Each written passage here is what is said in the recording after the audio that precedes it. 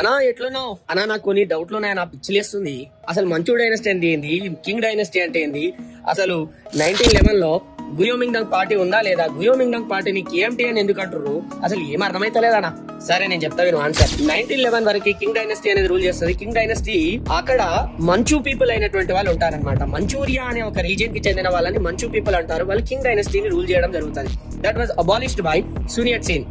సున్ యట్ సేన్ ని modern China founder కింద మనం అందుకే చెప్తా ఉంటాం అనమాట. 1911 లో ఆయన ప్రెసిడెంట్ గా అనౌన్స్ చేసుకుంటాడు. ఆయన ప్రెసిడెంట్ గా కూడా ఎన్నుకుంటారు.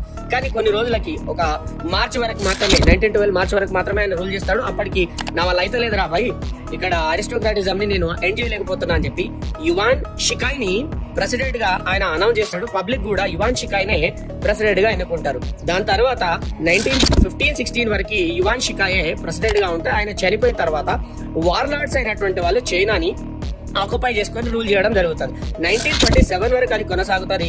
అప్పుడు కేఎంటీ పార్టీకి సంబంధించిన కియాంగ్ కాయ్షేక్ అయినటువంటి వాడు ఉంటాడు. చియాంగ్ కాయ్షేక్ అన్న కియాంగ్ కాయ్షేక్ అన్న ఒకటే, ఎందుకంటే నౌన్ కాబట్టి. చియాంగ్ కాయ్షేక్ రూల్ చేయడం స్టార్ట్ చేస్తారు. 1927 నుంచి 37 వరకు ఆయన రూలింగ్ అనేది ఉంటది.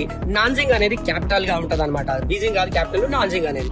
ఇలా ఒక్కొక్కదానికి లింక్ పెట్టుకుంటా చదువు. పక్కా నీకు రాకపోతే నన్ను అడుగు. మన ఛానల్ ని సబ్స్క్రైబ్ చేసుకో. ఇలాంటి కొత్త కొత్త విషయాలు నేను నీకు చెప్తానే ఉంటా. మర్చిపో. థ్యాంక్ యూ నాన్న.